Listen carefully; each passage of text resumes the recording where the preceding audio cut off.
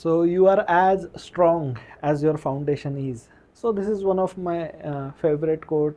So जेव्हा केव्हा पण आपण एक कोणती गोष्ट परत जेव्हा आपण काही ट्राय करत असतो, जेव्हा आपण आपल्या कोशामध्ये पण काही एक्सलन्स अचीव करण्याचा प्रयत्न करत असतो, तर खूपदा तुम्ही ऐकलं असेल की go back to the basic, go back to the foundation. बरोबर आहे. सो त्याच ह्याने की तुम्ही तेवढे स्ट्रॉंग असाल, तुम्ही तेवढे म्हणजे मला जर खूप मोठी बिल्डिंग पण बांधायची आहे, तर त्याचा सगळ्यात महत्त्वाचा जो टाईम स्पेंड केला असेल, ज्याच्यावर सगळ्यात जास्त रिसर्च झाला असेल, इन्व्हेस्ट केले असेल, इट इज द फाउंडेशन.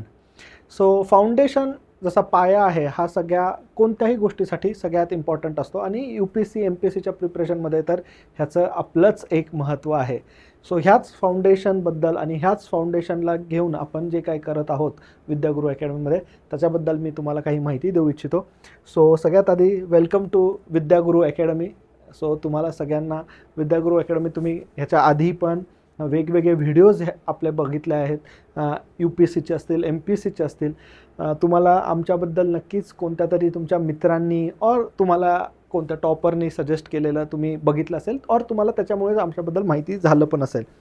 पण आम्ही राज्यसेवा जी आपली आहे, आता त्याचा पॅटर्न चेंज होतो आहे आणि UPSC आणि MPSC हे दोन्ही कोर्सेस जे आहेत त्याचा कसा इंटिग्रेट करता येईल, त्याचा बेसिक्स फाउंडेशन कसं आपल्याला चांगलं करता येईल आणि कसं मुलांना वेगवेगळ्या लेवलवर त्याचा फायदा होईल, ह्याबद्दल आम्ही जो सुरू करणार आहोत. इनफॅक्ट जो सुरू झालेला पण आहे, पण त्याच्यामध्ये एक बेसिक की काय आहे. मुलांना खूपदा असतं की बाबा ह्या फाउंडेशन कोर्समध्ये होणार काय आहे, हा कोर्स मग इतर कोर्सेसपेक्षा कसा वेगळा आहे, काय ते बेसिक जे काही एक तुमचे डाऊट्स असतात ते आम्ही ॲड्रेस करण्याचा प्रयत्न करणार आहोत. तर सगळ्यात पहिले मी ह्या कोर्सेसमध्ये असणार काय आहे बेसिक ते सांगतो, मग त्याच्यातला डिफरन्स. तुमचे काही क्वेरीज असेल तर तुम्ही डेफिनेटली आम्हाला कॉन्टॅक्ट पण करू शकता. सो आय होप तुम्ही सगळेजण आमच्याशी टेलिग्रामसोबत तरी असोसिएटेड असाल और यूट्यूबसोबत असोसिएटेड असाल. तुम्ही पण त्या 5,500-6,000 हजार सबस्क्रायबर जे आहेत आणि आपली जी कम्युनिटी जी ग्रोईंग आहे त्याचा तुम्ही पार्ट असाल अशी आम्हाला खात्रीच आहे. जरी नसेल तरी काही पण जर तुम्हाला डाऊट असेल तर डेफिनेटली ह्या ऑफिशियल नंबरवर तुम्ही कॉन्टॅक्ट डेफिनेटली करू शकाल. और इनफॅक्ट तुमच्याकडे आमच्यापैकी कोणाचा पण एखादाचा नंबरसुद्धा असू शकतो. So no issues about it. So सगळ्यात इम्पॉर्टंट की UPSC आणि MPSCचे आता फाउंडेशन बॅच का आणि ह्याच्यामध्ये काय काय एक्सपेक्टेड आहेत, आम्ही काय काय कवर करून घेतो आहे.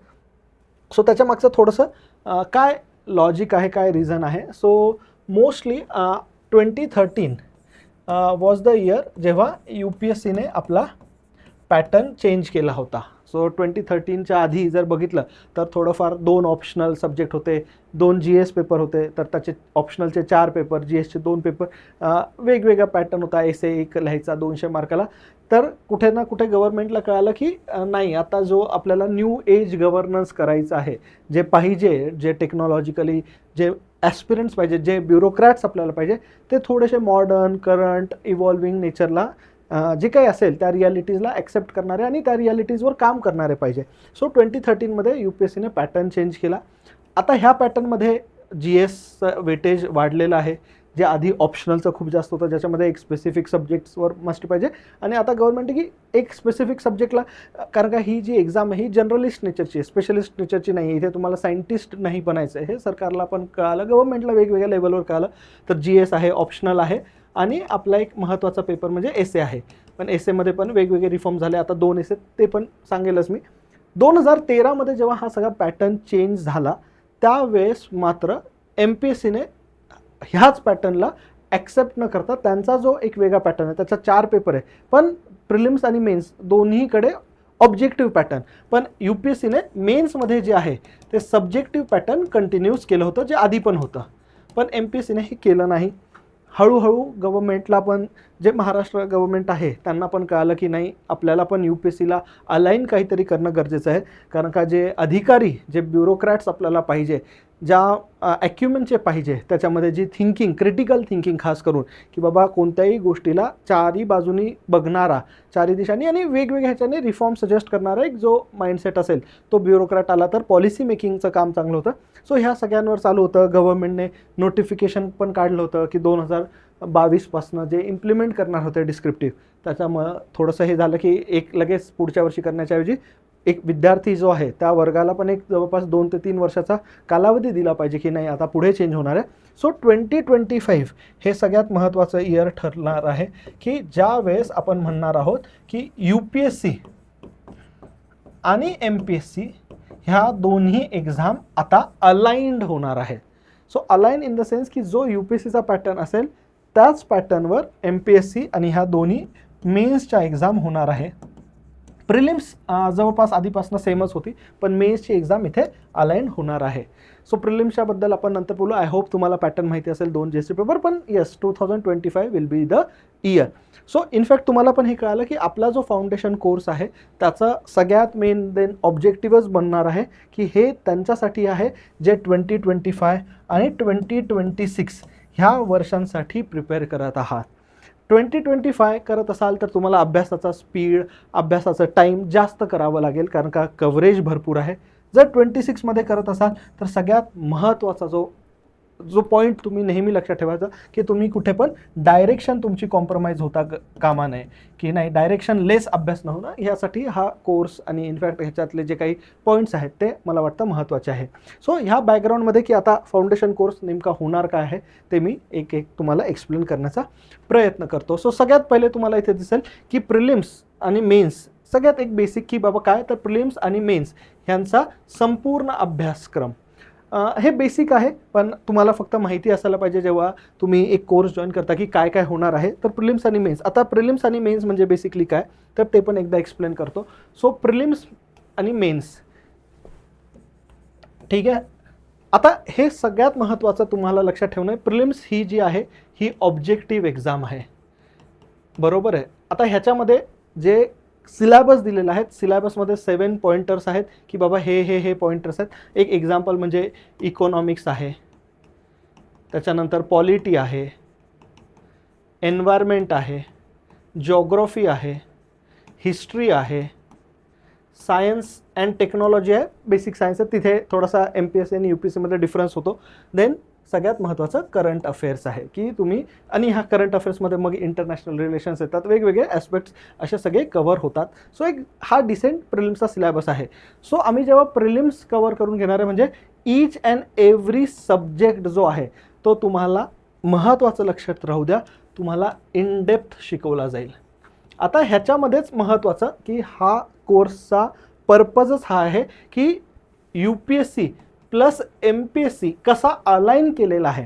सो इथे ठीक आहे इकॉनॉमिक्स बरोबर आहे, आपण जेव्हा देशाचा करतो, महाराष्ट्राचा पण त्याच्यात आहे, पॉलिटी पण ठीक आहे, एन्व्हायरमेंट पण जगाचा आहे. पण आता इथे जॉग्राफी आणि हिस्ट्री हे जे 2 विषय आहेत ह्याच्यामध्ये एक महत्त्वाचं तुम्हाला सांगणं गरजेचं आहे की इथे आपल्याला geography of the world, geography of India हे 2 ॲस्पेक्ट जे आहेत ते UPSCसाठी इम्पॉर्टंट आहे, वर्ल्ड आणि इंडिया.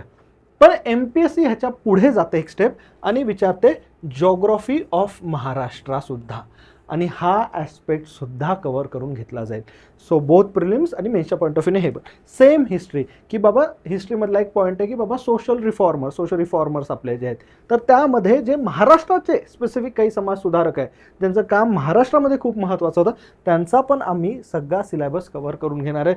आता इथे अगेन सायन्स अँड टेक्नॉलॉजीमध्ये पण एक गोष्ट सांगू इच्छितो तुम्हाला की जेव्हा तुम्ही UPSCसाठी अभ्यास करता तर सायन्स अँड टेक्नॉलॉजीमध्ये टेक्नॉलॉजीला जास्त वेटेज आहे बेसिक सायन्सपेक्षा UPSCमध्ये प्रिलिम्समध्ये.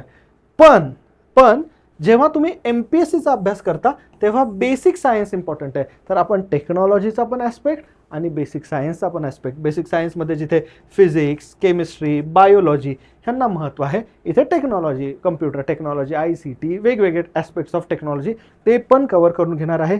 करंट अफेअर्ससुद्धा पूर्णच्या पूर्ण वर्षभराचं 12 ते 14 महिन्याचं कवर करून घेणारच आहे. इनफॅक्ट तुम्हाला माहिती असेल काही सेशन्स आपण MPSCच्या पॉईंट ऑफ व्ह्यूने यूट्यूबवर सुद्धा टाकलेले आहेत, ते आय होप तुम्ही बघितले असेल. जेव्हा पण एक्झाम तुम्ही देणार असाल तर तुम्हाला माहिती आहे MPSCमध्ये करंट अफेअर्सचे 15 ते 20 क्वेश्चन येतात. त्या 15 क्वेश्चनमध्ये भरपूर क्वेश्चन जे आहेत तर तुम्ही आपल्या यूट्यूबवर पण ती प्लेलिस्ट बघितली असेल, त्याच्यातले काही लेक्चर्स आपण तिथे टाकलेले आहेत. आय होप तुम्ही ते बघितले असतील.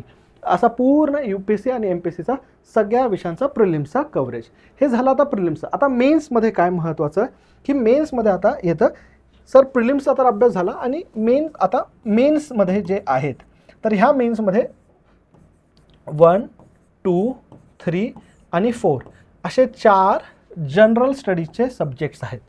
सो हे 4 जनरल स्टडीजचे सब्जेक्ट्स आहेत. आता हे जे सगळे आहेत, हे सगळे मेन्स जे आहेत, हे सगळी डिस्क्रिप्टिव्ह आहे. तर ह्या 4ही विषयांमध्ये, तर ह्याच्यामध्ये आता हिस्ट्री आलं, ह्याच्यामध्ये मग जॉग्रफी आलं, आता ह्याच्यामध्ये एक एक्स्ट्रा ॲस्पेक्ट आलं सोसायटी. आता अशाच प्रकारे GS2 आहे, तर त्याच्यामध्ये पॉलिटी आलं, गव्हर्नन्स आलं, सोशल जस्टिस आलं, इंटरनॅशनल रिलेशन्स आलं, इकॉनॉमिक्स GS3 ह्याच्यामध्ये 5 कंपोनंट आहे. इकॉनॉमिक्स आहे, ॲग्रोनॉमी आहे, ॲग्रिकल्चरवर मेन्सच्या पॉईंट ऑफ व्ह्यूने, त्याच्यानंतर सायन्स अँड टेक्नॉलॉजी आहे, एन्व्हायरमेंट आणि डिझास्टर मॅनेजमेंट. डिझास्टर तुम्ही फ्लड्स बघता, बरोबर आहे, त्याला एक फिनॉमिना ऐकला पण असेल, अर्बन फ्लड्स, क्लाउड बस्ट, जेव्हा पण असे अर्थक्वेक आहेत, हे जे डिझास्टर येतात, सायक्लॉन्स आहेत, तेव्हा काय करायला पाहिजे, NDMAची काय गाईडलाईन्स असतात, हे सगळं तुम्हाला शिकवलं जाईल. आणि लास्ट आहे इंटरनल सिक्युरिटी. ह्या 5ही कंपोनंटला तुम्हाला शिकवलं जाईल. त्याच्यावर सगळे जे काही ॲस्पेक्ट आहेत सिलेबसचे, खूप एक वेल डिफाईन्ड, एक वेल स्ट्रक्चर्ड सिलेबस आहे, खूप डिटेल्ड पॉईंट दिलेले आहेत. सेम मेन्समध्ये पण करताना इथे अजून एक महत्त्वाचा जो आहे की इथे जेव्हा शिकवलं जाईल, तर इथे MPSCमध्ये स्पेसिफिकली सांगितलं आहे की महाराष्ट्र रिलेटेड भूगोल, महाराष्ट्र रिलेटेड हिस्ट्री, त्याचे पण कंपोनंट कव्हर करण्यात येणार आहेत. ठीक आहे. सो हा पूर्ण एक डिटेल. आणि सेम आता GS4चा जो आहे, सो हा 4 जो आहे हा इथिक्सचा पेपर आहे. इथिक्स आणि इंटिग्रिटी त्याचा पेपरचं नाव आहे. ह्या पेपरमध्ये 2 ॲस्पेक्ट असतात. एक ॲस्पेक्ट असतो थिअरीचा आणि दुसरा ॲस्पेक्ट असतो केस स्टडीचा, की तुम्ही एका जिल्ह्याचे हे हे हे हे आहे, तुम्ही एका कमिटीचे हे आहे, तुम्हाला वेगवेगळे केसेस दिले जातात आणि तुम्ही काय करणार, हे सगळं तुम्हाला शिकवलं जाईल. ह्या सगळ्यांवर तुमच्याकडे नोट्स, महत्त्वाचं आम्ही की PDF फॉर्मॅटमध्ये देण्याच्या ऐवजी आम्ही लेक्चर्स असे शिकवतो की त्या लेक्चरच्या नोट्स तुमच्या बनतील, हे महत्त्वाचं आहे. आम्ही फक्त की शिकवायचं आणि PDF फॉर्मॅटमध्ये नोट्स द्यायचा हा प्रकार करत नाही. मोस्टली आम्ही मुलांना सांगतो की जे काही तुम्ही करणार आहात त्याच्या स्वतः नोट्स काढा, लेक्चरच्या नोट्स काढा. कारण का लेक्चरच्या नोट्स काढताना त्याच्यामध्ये फ्लो चार्ट्स आहेत, त्याच्यामध्ये हब अँड स्पोक मॉडेल आहे, भरपूर वेगवेगळ्या प्रकारे. कारण का आन्सर लिहायचं आहे, फक्त पॉईंट्स नाही फेकायचे आहेत. आन्सरचं एक स्ट्रक्चर पाहिजे, पॉईंट्सची एक क्वालिटी पाहिजे, पॉईंट्सचं एक स्ट्रक्चर पाहिजे. ह्या सगळ्यांवर फोकस ठेवण्यात येणार आहे. आता हे जेव्हा आम्ही अभ्यासक्रम, हे झाला टीचिंगचा ॲस्पेक्ट. टीचिंगच्या ॲस्पेक्टसोबत वेगवेगळे, तर आता बघू. सो आता सेकंड जो आहे की टीचिंगच्या ॲस्पेक्टनंतर मेन्स परीक्षेसाठी आन्सर रायटिंगवर विशेष भर. आता आन्सर रायटिंगवर विशेष भर म्हणजे काय, तर आता तुम्ही बघितलं की 4 GSचे पेपर आहे, तर टीचिंग तर एक पार्ट आहे त्याचा. आलं लक्षात, teaching is one of the part, की ठीक आहे हे सगळं शिकवलं जाईल. एक आहे की मी जेव्हा तुम्हाला सांगतोय की बाबा एक सिम्पल एक्झाम्पल, आपण जेव्हा मॅथ्स शिकतो, टेबल्स शिकवलं किंवा पाठ केलं, कधीच आपल्याला शाळेत आलेले नाही 12x12, पण 12चा स्क्वेअर आणि 12चा क्यूब ह्याच्यावर ॲप्लिकेशन कसं काम करतं. सो एक्झॅक्टली टीचिंगचा पार्ट तर आहे, हे शिकवलं जाईल. ह्या टीचिंगला जे काही तुम्ही सगळं शिकला आहात, ह्या सगळ्यांना तुम्ही आन्सर्समध्ये कसं इम्प्लिमेंट करू शकता, आणि त्याच्यासाठी आन्सर रायटिंगवर फोकस आहे. एव्हरी पेपरचा म्हणजे GS1, 2, 3 आणि 4, एव्हरी पेपरचा मोर दॅन 100 क्वेश्चन्स तुमच्याकडनं लिहून घेतले जाणार आहेत, PYQ सोडून. PYQs पण त्याच्यावर पण सेशन्स असतात, त्याच्यामध्ये पण क्वेश्चन्स असतात. मोर दॅन 100 क्वेश्चन्स तुमच्याकडनं लिहून घेतले जाणार आहे. आता एक आहे की लिहून घेतले, पण कसं चेक करणार, चांगले का खराब लिहिले, कसं करणार की बाबा माझ्या क्वेश्चनमध्ये काय कमी आहे, अजून बेटर. तर एक महत्त्वाचं आहे मॉडेल आन्सर ह्याच्यावर दिलं जाणार. सो कोणताच असा क्वेश्चन घेतला जात नाही ज्याच्यावर मॉडेल आन्सर नसेल. आता हे मॉडेल आन्सर जे, हे फक्त मॉडेल आन्सर आली आणि एक PDFच्या फॉर्मॅटमध्ये दिलं, वाचा, नाही, तसं नाही. मॉडेल आन्सरमध्ये स्ट्रक्चर, IBC फॉर्मॅट, इंट्रोडक्शन कसं असलं पाहिजे, बॉडी कशी असेल पाहिजे, कन्क्लुजन कसं असेल पाहिजे. तर ह्या मॉडेल आन्सरवर प्रत्येक क्वेश्चनसाठी आपण व्हिडिओ मॉडेल आन्सर देतो. PDF तर आहेच, तुमच्याकडे कंटेंट येणार आहे, फक्त आपण कंटेंट डंप न करता त्या मॉडेल आन्सर्सवर व्हिडिओ हा पण कोर्सचा पार्ट असणार आहे. सो दॅट तुमच्याकडे टीचिंगचा पार्ट झाला, तुमच्याकडे कंटेंट आलं, कॉन्सेप्ट आली, अंडरस्टँडिंग आली. आन्सर रायटिंगचा पार्ट झाला, त्याच्यातनं लिहिण्याची स्किल ते, आणि ह्याच्यातले डेफिनेटली काही आन्सर्स तुमचे इव्हॅल्युएट पण केले जाईल. मी आत्ता सांगतो सगळे आन्सर्स नाही, उगाच खोटं सांगायचं नाही, कारण का ते पॉसिबल नाही आहेत. मुलं भरपूर असतात, पण येस डेफिनेटली काही आन्सर्स नक्की तुमच्याकडनं तुमचे जे आहेत, तुम्ही जेव्हा असाल तर तुम्ही त्या टाईम बाउंडमध्ये लिहिले, त्याच्यावर लाईव्ह सेशन्स पण होतात, ते नक्की इव्हॅल्युएट पण करून दिले जातील तुम्हाला की तुम्ही कसे लिहिले. मोस्टली हे जे असतील, हे सगळे सेशन जे असतात ना, ते लाईव्ह पण असतात. का? कारण का आम्ही जेव्हा मुलांना सांगतो की हा क्वेश्चन आहे आणि तो लिहून आणा आणि पाठवा, मुलं 3 पेजेस इतकं भारी लिहितात, मग कळतं सगळं इंटरनेटवर बघून लिहिलं. पण ते आपल्याला करायचं नाही आहे. आपले मग हे सेशन लाईव्ह आहे, मग तुम्हाला लगेच 5 मिनटं दिलं जातं ते आन्सर सबमिट करायला, त्याच्यावर फीडबॅक आहे. त्याच्यातनं आम्हाला ॲज अ फॅकल्टी पण कळतं की एक्झॅक्टली मुलांनी त्या 7 मिनटात, त्या 11 मिनटात काय विचार केलेला आहे. सो हे सगळं होणार आहे. हे खूप इम्पॉर्टंट पार्ट आहे. जेव्हा मेन्स होणार, त्या मेन्ससोबत तुमचं आन्सर रायटिंग पण करून घेणं जाणार, आणि हा सगळ्यात महत्त्वाचा डिफरन्स आहे. टीचिंग आहे आणि ते खूप क्वालिटीज असणार आहे. तुम्ही आमचे लेक्चर्स बघितले असेल, तुम्हाला मुलांनी सांगितलं असेल, तुम्ही फीडबॅक पण गॅदर केलाच असणार आहे. पण हे जे आहे ना, हे गेम चेंजर असणार आहे, हे मात्र लक्षात राहू द्या. Then special sessions on current affairs. आता महत्त्वाचं की करंट अफेअर्स जे असतं ते कसं शिकवलं जातं. तर खूपदा आपण ऐकलेलं आहे, आणि त्याच्यात चुकीचं नाही आहे असं की एक फोकस असतो की बाबा मी एक XYZ असेल ते मंथली मॅगझिन रीड करतो, बरोबर आहे, आणि ह्या मंथली मॅगझिनमधनं जे इश्यूज दिलेले तेच माझ्यासाठी इश्यूज असतात, ह्याच्यामध्ये जे पॉईंट्स दिले तेच माझे पॉईंट्स असतात, ह्याच्यात जे वे फॉरवर्ड दिलं तेच माझं वे फॉरवर्ड असतं. आपण हा ॲप्रोच फॉलो करत नाही. आपल्यासाठी करंट अफेअर्स म्हणजे, तुम्हाला मी पुढे सांगेल, as a faculty, as a team आम्ही कोणत्या कोणत्या रिसोर्सेसवर रेफर करतो, कोणते कोणते न्यूजपेपर रेफर करतो. तुम्हाला इनफॅक्ट तुम्ही आपल्या विद्यागुरूच्या टेलिग्राम चॅनलवर बघा, स्वतः टाकलेले व्हिडिओज आहेत की बाबा 23ची प्रिलिम्स असू द्या, 24ची प्रिलिम्स असू द्या, UPSC असू द्या, MPSC असू द्या, तुम्हाला डायरेक्ट दिसेल शिकवलेले असे टॉपिक आहेत जे कोणत्याच मॅगझिनमध्ये नाही आहे, पण न्यूजपेपरचा रेफरन्स घेऊन व्यवस्थितपणे आर्टिक्युलेट केलेले हे करंट अफेअर्सचे सेशन्स होणार आहे.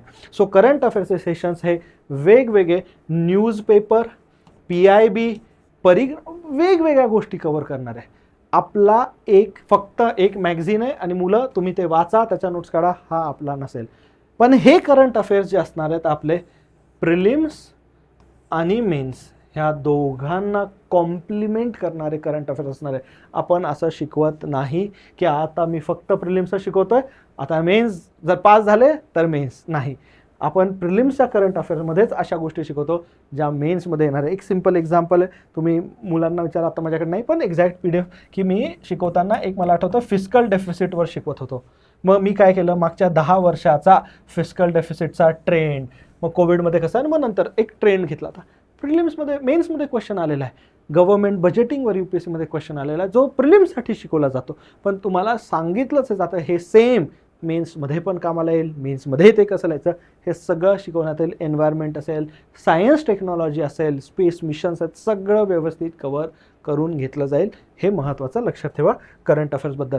करंट अफेअर्सचं अजून एक महत्त्वाचं की ड्युरेशन जे असतं करंट अफेअर्सचं कव्हर करून घ्यायचं, हे ॲप्रॉक्सिमेटली 12 to 14 मंथ्स असतं. इनफॅक्ट त्याच्यामध्ये पण अजून एक महत्त्वाचं म्हणजे, जर तुम्ही मेन्सला ॲपियर करणारे असाल तर ती गोष्ट वेगळी, पण आपण हा सगळा जो सांगतो की तुमच्या फाउंडेशनपासून प्रिलिम्सच्या दिवसापर्यंत आपण काय काय कवर घेतो. जेव्हा तुम्ही मेन्समध्ये असाल त्या 3 महिन्याचं सगळं वेगळं असेल की त्याच्यात काय काय कवर करून घ्यायचं वगैरे, ते आपण कधी मेन्सच्या आपल्या ज्या बॅचेस आहेत त्याच्यात बोलू. पण आता प्रिलिम्सपर्यंत पण करताना मात्र मेन्सचं पण सोबत, कारण का as a batch, as a student तुमच्याकडे दोघांचा एक कव्हरेज असला पाहिजे. नेक्स्ट, प्रत्येक मॉड्यूलनंतर टेस्ट, एक्झाम आणि त्याचं एक्सप्लेनेशन. सो मॉड्यूलनंतर टेस्ट, एक्झाम आणि एक्सप्लेनेशन म्हणजे काय, एकदम सिम्पल आहे की आता तुमचं पॉलिटीचं मॉड्यूल चालू आहे. पॉलिटीचे लेट्स आहे तुमच्याकडे ॲप्रॉक्सिमेटली 60 लेक्चर्स आहेत, तुमचे ते बघून झाले. लेक्चर बघणं म्हणजे हे सगळं जे आहे मी पुढे एक्सप्लेन पण करेल, और तुमचे जे काही लेक्चर कंडक्ट झाले, मग त्याच्यानंतर त्याचा सेकंड पार्ट आहे की त्याच्या नोट्स तुम्ही काढल्या, त्या नोट्स रिफाईन केल्या, हा सगळा एक प्रिपरेशनचा पार्ट आहे, तो करायचा आहे. पण आता मेन मी जे केलं आहे सगळं बरोबर, पण आता ते नाही का मारुतीची ॲड आहे, बट ठीक आहे सगळे फीचर आहे, बट मायलेज कितना देते आहे एक्झॅक्टली, की बाबा हे सगळं झालं पण मला अंडरस्टँडिंग किती झाली आहे. आणि अंडरस्टँडिंग चेक करायचं सगळ्यात बेस्ट असतं ती म्हणजे टेस्ट.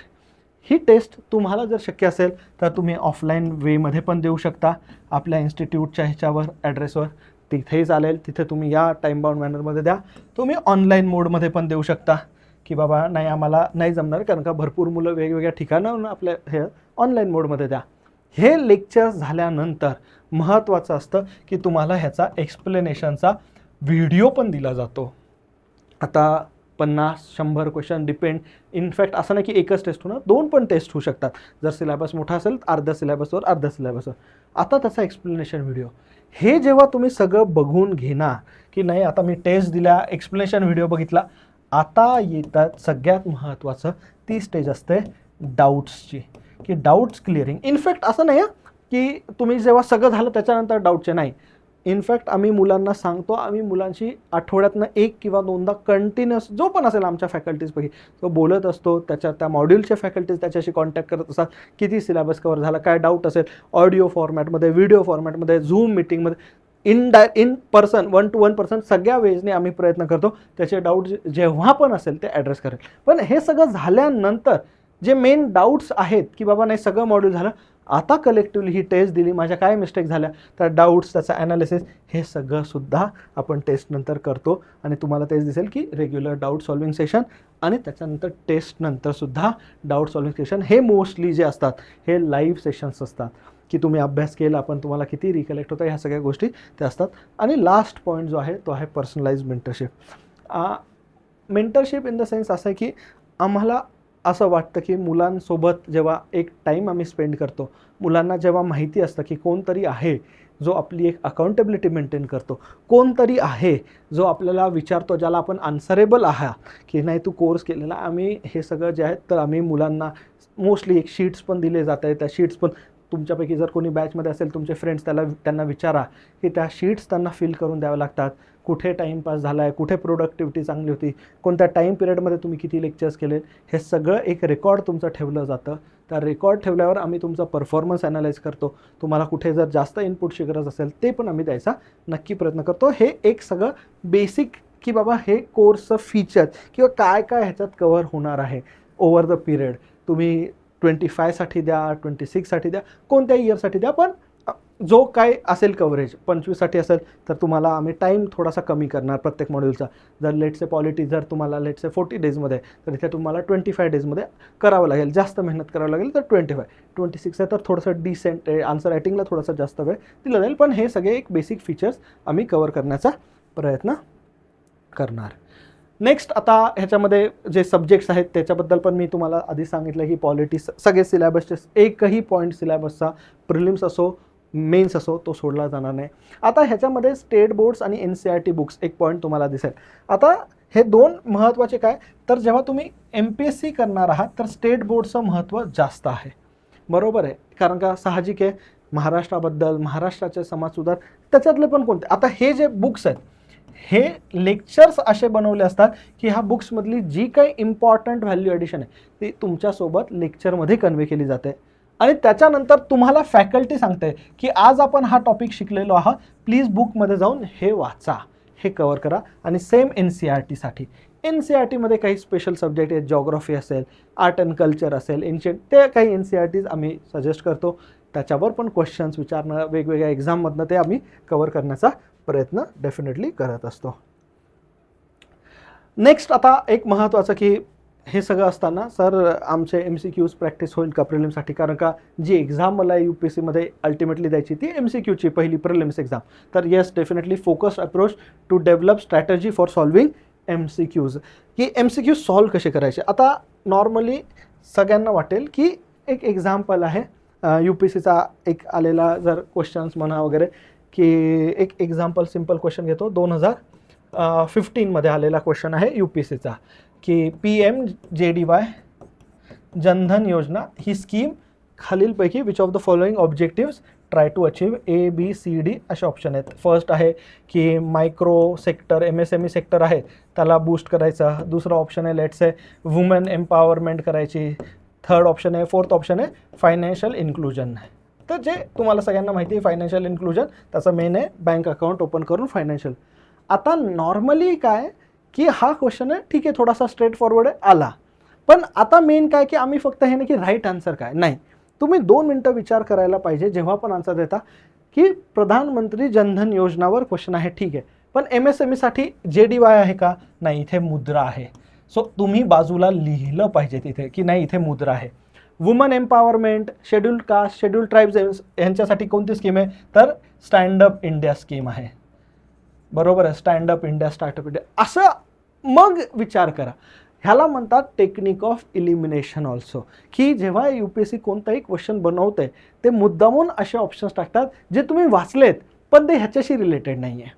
मग हे फोकस्ड अप्रोच की कसं केलं पाहिजे, ह्याची प्रॅक्टिस कशी केली पाहिजे, लिहिलं कसं गेलं पाहिजे त्या क्वेश्चन पेपरवर, काय ते कीवर्ड्स असतात त्या कीवर्ड्सवर कसा फोकस ठेवला जातो, हे सेशन्समध्ये शिकवलं जाईल. ह्याच्याबद्दल तुम्ही मुलांना पण विचारू शकता की कशी MCQची प्रॅक्टिस, MCQची क्वालिटी खूप हाय असते, कारण का आम्ही प्रयत्न करतो की ते फॅकल्टीने बनवलेले MCQs पाहिजे, त्या एका फॅकल्टीची त्यामध्ये एक्सपर्टीज पाहिजे की नाही त्याने त्याच्यामध्ये खरंच एक टाईम स्पेंड केलेला आहे. अदरवाईज की फक्त बनवले आले काहीतरी टाकले असं नाही आहे. त्या फॅकल्टीला ते प्रूव्ह करावं लागतं की हा MCQ त्याचं एक्सप्लेनेशनचं स्ट्रक्चर असतं, हे सगळं आम्ही व्यवस्थितपणे करून घेत असतो. सो ते आहे. बोस्ट CSAT पण आहे. CSATचे पण लेक्चर्स होणार आहेत. जरी तुम्हाला असं वाटलं की GSबद्दल बोलू, CSATचे रेकॉर्डेड लेक्चर असणार आहेत ज्याच्यामध्ये सगळ्या कॉन्सेप्ट आहे आणि लाईव्ह लेक्चरमध्ये त्याची प्रॅक्टिस, की आता तुम्ही सगळं बेसिक केलं, पर्सेंटेज केलं, पण 9/16 आलं की काय कसं करायला पाहिजे, काय त्याचा वे असेल, 1/12 आणि 1/13 जर तुमचं आलं त्याचं सगळं ते लेक्चर्स आहेत, त्याची प्रॅक्टिस होणार आहे. Mastering the art of answer writing ह्याच्याबद्दल मी ऑलरेडी तुम्हाला सांगितलं आहे. So that you get mastery over writing a good answer.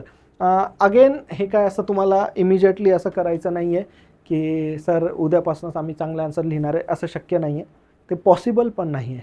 ह्याच्यासाठी एक तपस्यासारखं आहे की तुम्ही कन्सिस्टंटली करत राहिले.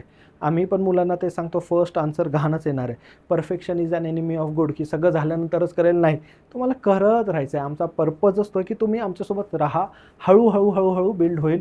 मेन्सच्या पण मुलांना, इनफॅक्ट सगळ्यात ज्या मिस्टेक तुम्ही पुढे जाऊन करणार आहे त्या आधी करा, सो दॅट तुम्ही पुढे जाऊन चांगलं करत राहाल. हा आमचा त्याच्यावर पर्पज असेल. मेन आता मोड ऑफ कोर्स कसा असणार आहे, तर हे बेसिक म्हणजे की जे काही टीचिंगचा पार्ट आहे, वेगवेगळे कारण आहेत, मुलं एका ठिकाणी नाही, ती चांगली गोष्ट आहे. आम्ही मुलांना प्रमोट करत नाही की तुम्ही पुण्यालाच आलं पाहिजे, आम्ही प्रमोट करतच नाही की तुम्ही तुमची सगळ्यात बेस्ट अभ्यास जर कुठून होऊ शकतो, जर तो तुम्हाला वाटतं खेड्यागावात होऊ शकतो तिथून करा, काही इश्यू नाही. इंटरनेट अवेलेबिलिटी सगळीकडे आहे. आपण म्हणतो डेमोक्रटायझेशन ऑफ इंटरनेट झालेलं आहे. जिओ असेल, एअरटेल असेल, जे काय तुमच्याकडे असेल, BSNL, इंटरनेट कनेक्टिव्हिटी सापडा, इन्व्हेस्टमेंट करा लॅपटॉपमध्ये, चांगल्या फोनमध्ये, चांगल्या इंटरनेटमध्ये, वायफाय घ्या, जिथे पॉसिबल आहे तिथून करा, लायब्ररीमधनं करा, पुण्यातनं करा, काही इश्यू नाही. पण आम्ही नाही सांगत की पुण्यालाच या, तुम्ही जिथून करायचं तिथे करा, तुमचा खर्च जसा असेल त्या हिशोबाने करा. पण मोस्टली जे टीचिंगचा पार्ट आहे तो सगळा ऑनलाईन आणि रेकॉर्डेड असणार आहे. असं नाही की आम्ही रेकॉर्डेडमध्ये 4 वर्ष जुने लेक्चर्स देतो आहे, असं कधीच होणार नाही. तुम्ही बघाल त्याच्यामध्ये कंटेंट डेटा तुम्हाला दिसेल की सगळे लेक्चर 1 ते 1.5 वर्षाच्याच रिलेव्हंटमध्ये आहे. आम्ही बिलकुल 2-3 वर्षापासून एकच लेक्चर असं कधीच चालत नाही. आम्ही ते डोक्यामध्ये कधीच आणत नाही की बाबा नाही 4 वर्षाच्या आधीचेच आहे, बिलकुल नाही. स्टॅटिक पण कसं असेल, आर्ट अँड कल्चर लेट्स नाही बदलणार आहे, ते चालू नाही, त्याच्यामध्ये पण नवीन वेनी क्वेश्चन्स विचारले जात आहेत, नवीन ॲप्रोचने, तर आम्ही ते लेक्चर्स पण तसे अपडेट करतो. असं कधीच तुम्ही बघणार नाही की बाबा 4-4 वर्ष जरी तिथे रेकॉर्डेड आहे. कारण का हा मुलांचा डाऊट असतो, सर रेकॉर्डेड आहे तर किती वर्ष जुने आहे. रेकॉर्डेड तर सगळ्यात रिसेंटचेच लेक्चर असेल, ते फॅकल्टीजने ते लेक्चर मागच्या 6 ते 8 महिन्यामध्ये रेकॉर्ड केलेले असतील. 8 ते 10 करंट अफेअर्स पण शिकवायचे, त्याचे पण सेशन्स आहेत. हे महत्त्वाचं आहे. सोबत असं नाही की फक्त लेक्चर्स दिले, रेकॉर्डेड मॉड्यूल करा, नाही, त्याच्यामध्ये काय डाऊट्स आहेत ते तुम्ही इंडिव्हिज्युअली विचारू शकता. फॅकल्टीजचा रेफरन्स तुम्हाला दिला जाईल. तुमच्या ग्रुप्समध्ये, फाउंडेशनमध्ये आम्ही तेच महत्त्वाचं आहे, तुमच्या ग्रुप्समध्ये त्या फॅकल्टीज असतील, ज्या फॅकल्टीजचे तुम्ही लेक्चर्स बघत आहात, सो तुम्ही डायरेक्टली त्यांना डाऊट्स विचारू शकता की सर हे हे हे हे काय आहे, त्याच्याबद्दल काय. तुमच्या फॅकल्टीज तुमच्या नोट्स बघणार आहेत. प्रिलिम्स, मेन्स आता झालं की हे टीचिंग. मग जसं तुम्हाला आधी सांगितलं की जेव्हा तुम्हाला प्रॅक्टिस करायची तर टेस्ट ऑफलाईन फॉर्मॅटमध्ये डेफिनेटली होणार आहेत. मेन्सची रायटिंग प्रॅक्टिस ऑनलाईन आणि ऑफलाईन दोन्ही फॉर्मॅटमध्ये आहे. तुम्ही आपल्या सेंटरवर पण येऊन डेफिनेटली बेंचेसवर बसूनही पेपर देऊ शकता. तुमच्या स्पीडनी अलॉट जे असेल त्याने नक्की करू शकता. सो सेशन्स पण तुम्हाला दिसेल. मेन प्रिलिम्स आणि मेन्स आम्ही हे दोन्ही प्रयत्न करतो की बाबा तुम्ही कुठेतरी ऑफलाईनमध्ये परीक्षा दिलीच पाहिजे, कारण का एक्झामचा एक्सपिरियन्स आला पाहिजे. ह्या सगळ्या गोष्टी तुम्हाला ओव्हर द पिरियड सांगण्यात येतील. आम्ही मुलांना भेटतो. पण तुम्ही आउट ऑफ स्टेशन पण असाल, की तुम्ही आमचं ऑफिस पुण्यात आहे पण तुम्ही लेट्स से सोलापूरनं करत असाल, तुम्ही कराडवर नसाल, सांगलीवर नसाल, मराठवाड्यात नसाल, विदर्भात नसाल, आम्ही प्रयत्न करतो की महिन्यातनं एकदा तरी आम्हाला भेट द्या. जर जवळ असाल, पॉसिबल असेल, महिन्यातनं 2दा आम्हाला भेट द्या. पण आम्हाला एकदा भेट देणं, तो एका महिन्यात काय केलं, पुढच्या महिन्याचे काय टार्गेट्स आहेत, हे सगळं आमच्यासोबत शेअर करणं, फॅकल्टीजला दाखवणं, त्यांचा वेळ घेणं, ह्याच्यातनं पण एक डिफरन्स क्रिएट करू शकतो. सकाळी रात्री बसला, सकाळी आला, थोडंसं बघितलं काय नोट्स आहेत काय, आणि परत रात्री गेला, काही इश्यू नाही. पण आम्ही हे सांगतो की इन पर्सन एकदा भेटणं चांगलं असतं. इनफॅक्ट फाउंडेशन स्टेजेसला खूप इम्पॉर्टंट पण असतं. कुठे मिस्टेक होते का, महिन्याभर काय केलं, आम्ही हा नक्कीच तुमच्यावर एक वॉच म्हणा, एक अकाउंटेबिलिटी सिस्टीम मेंटेन केलेलंच असणार आहे. ठीक आहे. सो जेव्हा मी सांगितलं की करंट अफेअर्स आहेत, तर करंट अफेअरमध्ये असं नाही होणार आहे की बाबा इथे तुम्हाला इंडिया बुक दिसते किंवा परिक्रमा दिसते की सगळं हे घेतलं हे शिकवलं नाही. ह्याचं मेन टॉपिकशी रिलेव्हन्स काय. इंडिया बुक एकटे 1000 पेजेसची, 1000 पेजेस शिकवत बसलं झालं काय नाही, पण त्यामधला गाभा काय, त्याच्या नोट्स नाही दिल्या ना, त्याचं टीचिंग होणार आहे. सेम असं नाही की परिक्रमात MPSC साठी तुम्ही वाचता, त्याच्यातनं येतं आहे, 100% येतं आहे, चांगलं आहे. पण असं नाही की आलं आणि ते शिकवलं नाही. त्याचा एक रेफरन्स घेऊन काय काय पॉईंट्स तुम्हाला आहे, ह्याच्यातलं आन्सर रायटिंगमध्ये काय, ह्याच्यातलं प्रिलिम्ससाठी काय, हे व्यवस्थित शिकवलं जाईल. हे तर फक्त तुमच्या रेफरन्ससाठी की बाबा आहे. पण आमचा जो सोर्स आहे, महाराष्ट्र टाइम्स आहे, लोकसत्ता आहे, द हिंदू आहे, एक्सप्रेस आहे, इनफॅक्ट इकॉनॉमिक्ससाठी इकॉनॉमिक टाइम्स पण आम्ही रेफर करतो, PIB आहे, गव्हर्नमेंटच्या ऑफिशियल वेबसाईट आहेत. पूर्ण एक टीम ह्या वेजने काम करत असते. त्यांना ते डेडिकेटेड डोमेन असतात की बाबा सगळं व्यवस्थित. आता असं नाही की सगळं कलेक्ट केलं, एक PDF बनवली आणि दिली, बिलकुल नाही. त्याचं एक स्ट्रक्चर आहे, त्याच्यावर टीचिंग तुम्हाला नक्की होणार आहे, एवढं लक्षात राहू द्या. मेन आमचा जो पूर्ण एक USP म्हणा की काय असतो, तर आम्ही मुलांकडनं सगळ्यात महत्त्वाचं नोट्स बनवून घेतो. आम्ही कुठेच म्हणजे खास करून हे का सांगतोय, स्टॅटिक सब्जेक्टचं असं कधीच होणार नाही की तुम्ही पॉलिटी केलं आणि तरी तुम्ही फक्त लक्ष्मीकांतवर डिपेंड आहे. लक्ष्मीकांत वाचा, त्याच्यात काही चुकीचं नाही, वाचलं पण पाहिजे, पण तुमच्या स्वतःच्या नोट्स असणार आहे, ज्याच्यामध्ये आता एक एक्झाम्पलमध्ये की लक्ष्मीकांत जेव्हा तुम्ही वाचता, ते वाचताना DPSPचा चॅप्टर आहे, काही गोष्टी पुढे त्या फॅकल्टीजला माहिती असतात की नाही पुढे पण ह्याचा रेफरन्स येणार आहे. मग तेच आधी शिकवलं जातं, ते व्यवस्थित तसं शिकवलं जातं, सो दॅट तुम्ही जर कोणतं रेफरन्स बुक पण वाचत असाल तर ते शब्द तुम्हाला फॅमिलियर पडतील. खूप महत्त्वाचं आहे की तुम्ही पूर्ण स्टॅटिकवर होल्ड आहे. तुम्हाला जर UPSC असेल, MPSC असेल, प्रिलिम्स मेन्स तर राहूच द्या, पण प्रिलिम्स पण क्लिअर करायची असेल, स्टॅटिकवर होल्ड सगळ्यात इम्पॉर्टंट आहे. स्टॅटिक शिवाय कोणच प्रिलिम्स क्लिअर होत नाही. करंट अफेअर्सचे कोर्सेस सगळ्यात जास्त विकले जातात, पण अनफॉर्च्युनेटली रियालिटी हे स्टॅटिकवरच आहे. जे काय, कारण का त्यांना ते नको आहे की 2 महिने आले फक्त करंटचे मॅगझिन वाचले आणि प्रिलिम झालं, असं नाही. त्यांना पाहिजे ज्याचं जॉग्राफी क्लिअर आहे, त्याच्या एन्व्हायरमेंटच्या कॉन्सेप्ट क्लिअर आहे, इकॉनॉमिक्सच्या कॉन्सेप्ट क्लिअर आहे, पॉलिटीचे होल्ड आहे, कमांड आहे. असेच मुलं, असेच ॲस्पिरंट्स त्यांना पाहिजे आणि त्याच्यामध्ये करंटचा फ्लेवर आहे. सो हे लक्षात ठेवा. सो ते सगळं जे रिव्हिजनसाठी येईल, क्लास नोट्स, सेल्फ नोट्स. आता सेल्फ नोट्स मेकिंग म्हणजे काय की आम्ही इनिशियली खरंच हे लक्षात ठेवा, आम्ही आमच्या स्टुडंट्सला सांगितलं आहे सगळ्या नोट्स स्क्रॅप कर, परत नवीन बनव. ते पेनफुल असतं, पण एकदा ते पेन बिअर करणं गरजेचं असतं. हे का सांगतोय, तुम्ही ऐकलं असेल की खूपदा आपल्याला सांगितलं जातं be like a eagle. Eagle जे आहे जवळपास असं समजून घ्या तुम्ही 40 वर्ष तरी जगते नॉर्मली, आणि जसं जसं वय वाढेल त्या ईगलचं ना वजन वाढत असतं, वजन पंख्याचं जे त्याचे विंग्ज आहेत त्याचं. तर ईगलला जवळपास 15 ते 20 वर्ष झाले ना, काय करावं लागतं, तर ती ईगल एका जो वूड आहे त्या वूडकडे जाते आणि आपली बीक जी चोच असते ती चोच त्या लाकडाला घासून घासून घासून तोडते. ती इतकं पेनफुल आहे, स्वतःच्या ह्याने मेहनतीने स्वतःची चोच, तेव्हा तिला नवीन चोच येते आणि नवीन चोच आल्यानंतर जी खूप शार्पन असते त्याच्यानंतर स्वतःचे सगळे पंख काढणे, त्यामुळे परत नवीन पंख येणार आहे जे हलके असणार आहे, नवीन चोच जी शार्प टोकदार असणार आहे, आणि त्याच्यानंतर परत ती पुढचं आयुष्य जगू शकते. सेम येते की ते पेन तुम्हाला बिअर करावं लागेल जर तुम्ही चुकीच्या नोट्स काढल्या. का, कारण का त्याच्यातनंच तुम्ही सर्वाईव्ह व्हाल. ही स्पर्धा परीक्षामधली UPSC आणि MPSC ह्या सगळ्यात टफेस्ट एक्झाम आहे. ह्या टफेस्ट एक्झाम बाय अभ्यास टफ आहे असा नाही आहे, सिलेक्शनचा रेट खूप कमी आहे. कॉम्पिटिशनची लेवल खूप हाय. तुम्ही जर एक दिवस ब्रेक घेतला, तुमचा कॉम्पिटिटर घेत नाही आहे. त्याच्यामुळे तुम्हाला ऑलवेज ऑन द टो राहावं लागतं. कन्सिस्टन्सीच सगळ्यात इम्पॉर्टंट आहे. इंटेलिजन्सचा इथं खूप काही असा रिलेव्हन्स नाही की मी खूप इंटेलिजंट आहे, काय घेणं देणं नाही. IITचे लोक 6-6 अटेम्प्टमध्ये क्लिअर नाही करत. पण इथे साधा एक खेड्यातला आलेला माणूस, जो मुलगा फक्त व्यवस्थित करत आला, तो निघून जातो 1-2 अटेम्प्टमध्ये. ही रियालिटी आहे ह्या परीक्षेची. सो इथे इंटेलिजन्सपेक्षा कन्सिस्टन्सी, हार्डवर्क, जे फॅकल्टी सांगतात त्याच्यावर विश्वास आणि केलं, हे मात्र लागणार आहे. त्या सगळ्या आहेत. कशा बनवायच्या, स्पेशल ह्याच्यात रिव्हिजनच्या नोट्स कशा बनवायच्या, की बाबा ह्याच्यासाठी काय, की आधी नोट्स बनवल्यास गुड, की तुमच्याकडे एक सगळं आहे. रिव्हिजनच्या नोट्सच्या आधी मग PYQs बघितले, मग त्या थीम्सवर स्वतः तुम्हाला वाचताना, हे महत्त्वाचं आहे, आम्ही वाचतानाच तुम्हाला सांगतो आणि हे शिकवलं जातं की ह्याच्यावर विचार करा कसा क्वेश्चन फ्रेम होईल. तुम्हाला कळलं पाहिजे की जेव्हा तुम्ही जर 1833चा गव्हर्नमेंट ऑफ इंडियाचा ॲक्ट बघताय आणि 1813चा बघताय, 1813 आणि 33, विचार करा तर डिफरन्सेसवर क्वेश्चन येणार आहे. आणि जेव्हा त्या डिफरन्सेसवर येतात, दोघांचे डिफरन्सेस लक्षात ठेवा की एज्युकेशनवर 1,00,000 रुपये वर्षाला खर्च करायचं हे कधी सांगितलं आहे, आणि त्याच्यानंतर सिव्हिल, मग हे गोष्टी ज्या आहेत की 33मध्ये तर तो डिफरन्सेस शिकवले जातात. त्या डिफरन्सेसवर क्वेश्चन स्वतः फ्रेम करा आणि त्याच्यासाठी PYQचा रेफरन्स ठेवा. हे शिकवलं जातं सो दॅट आपले मुलं ते एक्झाममध्ये चांगलं करतात. कारण का अल्टिमेटली जेव्हा तुम्हाला माहिती आहे क्वेश्चन्स कसे विचारले जाऊ शकतात, तेव्हा तुमचा अभ्यासाचा वे हा एक्झाम ओरिएंटेड होतो. नाहीतर आपण फक्त वाचतोय सर 10 पुस्तक वाचलं, ते गरज नाही. एक पुस्तक 10 वेळा, हेच आमची फिलॉसॉफी असणार आहे. ती पुढे आम्ही बॅचेसमध्ये तुम्हाला सांगत पण असूच. ठीक आहे. सो मेन तेच आहे की पूर्ण स्टेजेस आहेत, वेगवेगळ्या स्टेजेसने आम्ही तुम्हाला एक्सप्लेन केलेलं आहे. मोस्टली आता काय की बाबा ह्या ज्या स्टेजेस आहेत ह्या कशा, सर आमचं कव्हरेज कसं होणार आहे, ह्याचं काय काय स्टेजेस आहेत. तर बेसिकली स्टेजेसपेक्षा इनिशियल जो सगळा फोकस असणार आहे, इनिशियल फोकस जो असणार आहे तो सगळा जो असेल तो तुमचे स्टॅटिक सब्जेक्टवर असणार आहे.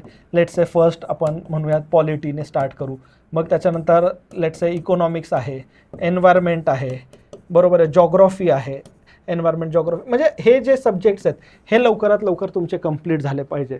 आता जसं जसं तुमचे हे एक एक सब्जेक्ट कंप्लीट होईल, जेवढ्या चांगल्या ह्यानी होईल, जेवढ्या डेप्थमध्ये जेवढ्या स्पीडने होईल, तेवढं तुम्हाला न्यूजपेपर वाचायला मजा येईल.